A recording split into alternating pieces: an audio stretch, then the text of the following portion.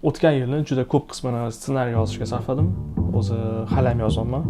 Bu bitta полноценный katta serialga ssenariy. To'g'risini aytsam, qiyinchiliklar juda ko'p bo'ldi. U asosiy sababi o'zimda qanaqadir baza yoki bilim yetishmaganligi juda yaxshigina bilindi va undan ham qiyinroq masala o'zi bu sohada bir so'rashga, maslahat olishga odam juda kamligi bilindi. O'zi umuman olib qaraganda industriyamizning kadrlari yetishmovchiligi mana aynan shu sohada juda qattiq bilindi menga. Endi umuman spetsialistlar yo'q deya olmayman, ular bor, lekin ular ba'zida juda band bo'ladi, o'zini qanaqadir proyektlar bilan shug'ullanishadi. O'sha uchun o'zimga bu soha bo'yicha qanaqadir bilim olish yoki yetishmayotgan probellarni to'ldirish uchun qo'lim yetgan odamdan maslahatlashib, so'rab, undan tashqari yana master klasslar topib, kerak bo'lsa Qirg'izistonga ham, boshqa mamlakatga ham borib uchib kelib master klasslarga borib keldim. Shu taqdirda o'zimdan ham ko'pchilik odam so'rab turishadi, ssenariy bo'yicha qanaqadir maslahat yoki men bir istoriya yozib keldim, ssenariy yozdim, bir o'qib bering, o'z fikringizni bildiring deb. Men har doim aytaman, men prям qattiq ekspert emas. Hozirgi paytgacha o'sha qanaqadir yig'gan bilim bazanimni odamlar bilan bo'lishim keldi. Shuning uchun balki kimlarga foydali bo'lishi mumkin. Ideya. Hamma narsa ideyadan boshlanadi va bu uchun qanaqadir universalniy retsept yo'q. Vaziyat har xil bo'lishi mumkin. Qanaqa qilib o'sha ideya kelib qolishini. Masalan, qanaqadir bo'lgan voqea yoki shunchaki sizning fantaziyangiz, agar odam uchishni o'rganib qolsa nima bo'lardi yoki palonchi odam palonchi narsaga uchrab qoldi, u narsadan keyin qanaqa chiqadi. Bu prosta mana shunaqa fikrdan boshlanishi mumkin. Masalan, o'zimda juda ko'p bo'lgan voqealarni eshitib qolaman. O'sha eshitib qolgan qanaqadir miyamda qolib keladi o'sha narsa. O'shani o'ylab yuraman. Nimaga bunaqa bo'lgan ekan? O'zi bosh qahramon nimani xohlagan? Agar ma'noq bo'lganda nima bo'lardi? O'sha yerdan qanaqadir qo'shimcha syujetli liniyalar kelib chiqadi. Masalan, inson uchun bo'riboyvachcha, talaba, millionerskiy bir именно mana shu olgan ishlarim, bular hammasi qanaqadir g'oyadan boshlangan, который kimdir menga aytib bergan prosta. Qattiqdir eshitganman yoki qattiq o'qib qolganman mana shu narsani. O'sha narsani eshitib qolgandan keyin g'oyani qanday eshitgan bo'lsam, shuni olish u shart emas. U shunchaki o'zi bilmagan narsani yoki qanaqadir probel bo'lib qolgan narsani yoki yetishmayotgan событияlarni bu o'zingiz dokruchis qilib o'ylab dadumit qilaverasiz. Masalan, qanaqadir voqea bo'lgan, lekin men bilmayman u odam qanaqa bo'lgan yoki nimaga u narsaga shu olib kelgan. Umuman olib qaraganda ideya qayerdan kelgani u bunchalik muhim emas. U shunchaki boshida bir qanaqadir iskra yoki mana shu startovoy точка bo'lib bergani, mana shu narsa muhim. Aytamiz, sizda ideya bor, mavzuni tanlagansiz, taxminan ssenariyda nima bo'lishini bilasiz va keyin qahramonni tanlashingiz kerak. Bosh qahramon o'zi kim? U qanaqa odam? Qanaqa kamchiligi bor, qanaqa kuchli taraflari bor va u qahramonning backgroundi qanaqa bo'lishi mumkin? Dalshi maqsad. U qahramon nima xohlayapti? Maqsadi nimada? Agar xohlayotgan narsasiga erisha olmasa nima bo'ladi? Ibza tomoshabin sifatida buni ko'rib nimaga befarq bo'lishimiz kerak emas? Dalshi antagonist. O'sha sizning qahramoningizni xohlayotgan narsasiga erishish uchun yo'lda nima to'sib turibdi? Ya'ni konflikt va keyin mana shu qiyinchilikni yutib chiqqandan keyin qahramon nimaga erishadi, qanaqa o'zgaradi, qanaqa qilib oxirida buni bilmayman, psixologik taraf dedingizmi, unga ta'sir qiladi. Xullas, bizning ssenariyimizni o'sha istoriyadagi A точка bilan B точкani solishtirganda qahramonimiz qanaqadir o'zgarishi kerak. Struktura. Mana shu yerda to'g'risini aytsam, men o'zimni juda ko'p qiynalgan kamchilik tarafim, chunki men yozgan o'sha ideyalarni, ssenariylarni qanaqadir bitta to'g'ri, правильный o'sha akademik strukturaga olib kelishga juda qiynalaman. Bu narsaga o'zi hali ham o'rganmoqman. O'shaning uchun bu tema haqida meni yaqin do'stim, birga ko'p ishlagan ssenarist Mirzo Begibayev o'zi yaxshilab tushuntirib beradi. Ssenariy yozishda o'zi struktura tarafdan qiyin joyi yo'q. Bilmayman nimaga Timur qiynalgan. Struktura bu yaxshi hikoyaning asoratlari. Demak, siz ssenariy yozganingizda birinchi o'rinda hikoya tarafdan o'ylashingiz kerak, struktura tarafdan emas. Agar sizning hikoyangiz qiziqarli bo'lsa, demak, struktura sizning hikoyangizning ichida o'zi bor. Lekin struktura orqali ssenariy yozaman desangiz, men sizga 100% garantiya beraman, hikoyangiz jonli, qiziqarli bo'lmaydi.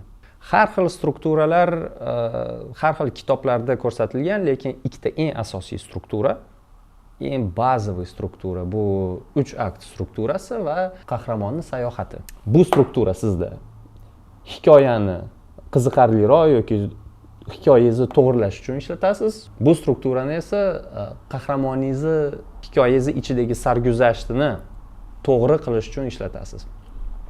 Birinchisi putешествие герояdan boshlaymiz, sayohatdan. Demak, sizda bir qahramon bor. Deylik, uni ismi Suhrob va bir kuni Suhrobning ota-onasi Suhrobni so'kishadi. Nimaga sen bloger bo'lmaysan deb. Undan ko'ra, bloger bo'lsang bo'lmasmidi? Tinchgina yurarding, videolar olib, ota-onangni sharmanda qilmasdan, hech bo'lmasa bitta podkast olsang bo'lmasmidi? Bu birinchi qadam. Birinchi qadamda появляется нужда yoki o'zbek tilida qahramon biror narsani xohlaydi. Bizning hikoyamizda Suhrob bloger bo'lmoqchi.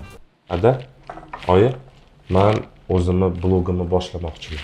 Voy, zo'r bo'pti-ku. Demak, bu yerda u balans holatida turgan Suhrob. Ota-onasi so'kdi va Suhrob bloger bo'lmoqchi. Bloger bo'lmoqchi bu yerda birinchi harakatini qilib ko'radi. Birinchi harakatini qilib ko'rganda birinchi препятствие, qiyinchilik bilan to'qnashadi. Demak, uni blogi hech kimga kerak emas. Kimga kerak bunaqa video? To'g'risi aytsam, aka, o'zi basharangiz ham o'ro'tiradi, xafa bo'lmang. Soqolingni qarang. O'zing ham sal g'alatiroq o'xshadi. Yurishlarning ahvoli. Bo'pti. Shuni eshityapsizlar, aka? O'zini, Aka, to'g'ri gap aytdi. o'zi ishlaydi, bizga ishlashga beradi. Men shu yerdaman, men ketmadim hech qayerga. Demak, qahramonimiz balansda bo'ladi. Unda qanaqadir motivatsiya paydo bo'ladi. Motivatsiyadan keyin harakatni boshlaydi. Harakatni boshlagandan keyin qiyinchilikka to'g'ri keladi. To'qnashadi qiyinchilik bilan. U qiyinchilikni yo'qotish uchun egoni yo'qotishi kerak. O'zi teoriyada. Qiyinchilikni bizning hikoyamizda yo'qotish uchun boshqa blogerlar bilan ko'rishadi. Boshqa blogerlar unga alternativ yechim taklif qilishadi. Sen bloger bo'lish uchun birinchidan kontentni yomonidan qilishing kerak. Provokatsion. Voy, haypoy, bombaga o'xshaydi. Alternativ yechimda oxiri bu yerda, bu tochkada u bloger bo'ladi, lekin bu tochkaga yetib ketish uchun u должен заплатить большую цену. Pastda subtitrda o'zbek tilida yozib qo'yamiz.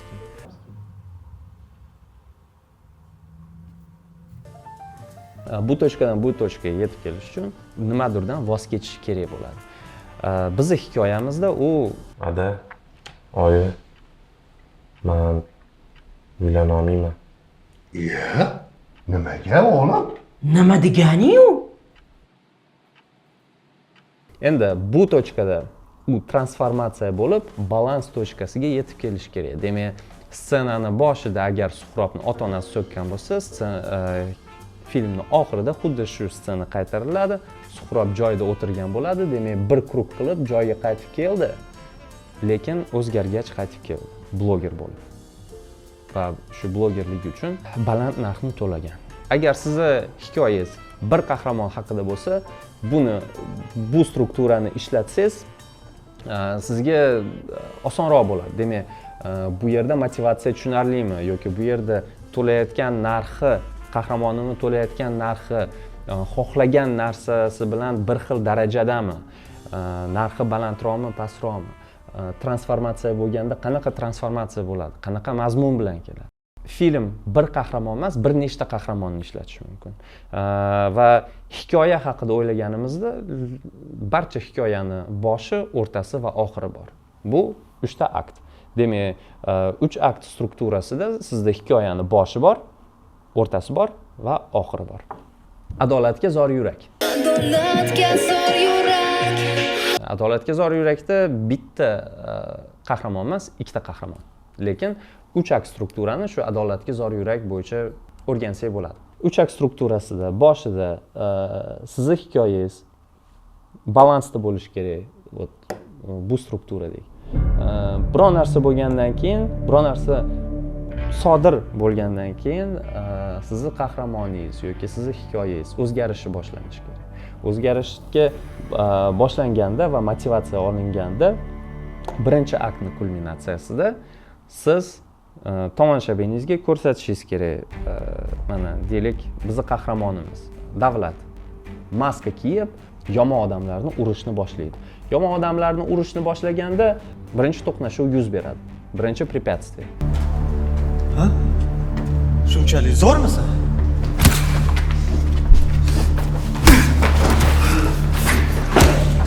Boshqa yomon odamlarni urishni boshlaganda uni to'qnashuvi ichki dunyosi. Ichki dunyosi bilan to'qnashgandan keyin qaytib yana urushgani borganda uni boshqa odamlar do'pposlab komaga tushirib qo'yadi. Nima qilib qo'yding? Qo'y. Ikkinchi aktning o'rtasida bizda большой поворот degan narsa. Demak, hikoyangiz 180 gradusga o'zgarishi kerak.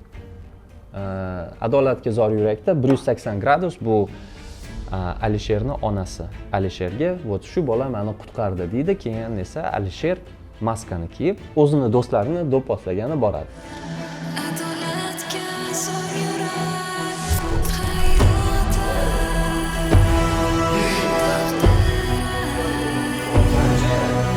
Ikkinchi aktning oxirida Novaya Nadejda.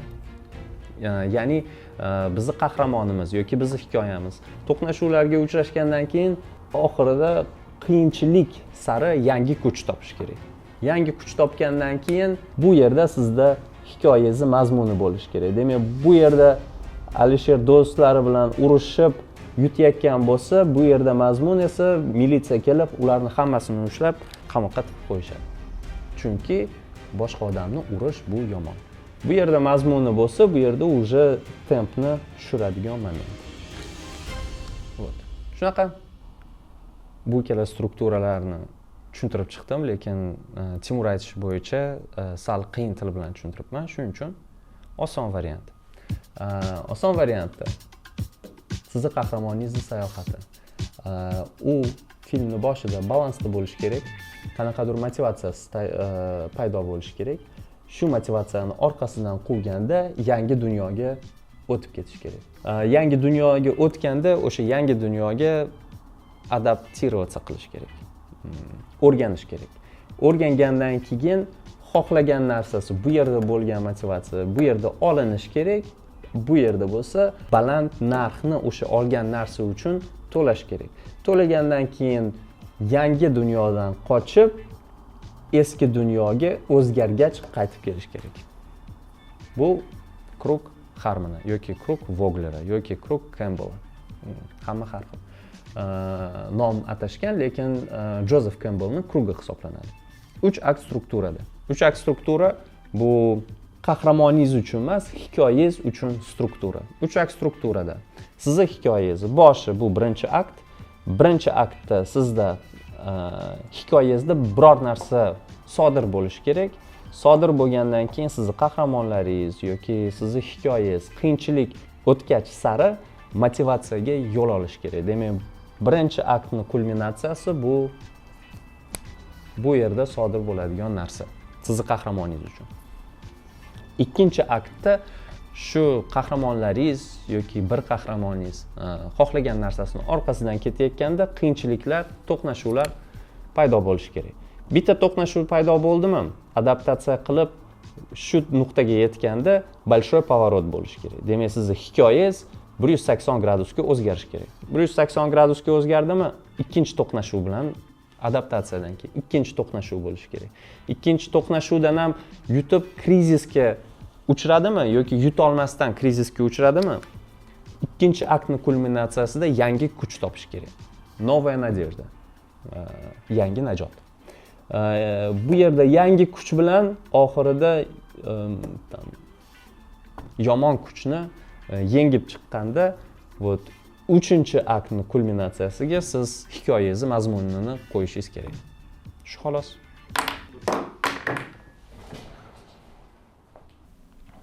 Xullas shunaqa gaplar. Biz hozirgi paytda o'sha kattaroq proyektlarning ustida ishlashga harakat qilyapmiz. Baka uy ishga ketgunicha mana shunaqa bir qanaqadir tajribamizni bo'lishim keldi. Agar kimdirga foydali bo'lib qolsa yoki qanaqadir qo'shimcha savollar bo'lsa, iltimos o'sha kommentariylarga yozib qo'yavering. Keyingi videoda balki o'sha yangi temani olib chiqamiz. Agarda sizga rostdan ham o'sha ssenariy yozish sohasi qiziq bo'lsa, iltimos boshlang, to'xtamang. Shunchaki bu uchun hech narsa kerak emas. O'sha faqat qog'oz bilan ruchka juda ko'proq o'sha registratorni o'qishga maslahat bergan bo'lardim, именно ssenariy yozish bo'yicha. Bu narsa haqida juda ko'p ma'lumot bor va именно o'zim o'qigan o'sha kitoblarni yoki qayerdadir olgan o'sha bilim olgan kitoblarni bo'lishib qo'yaman.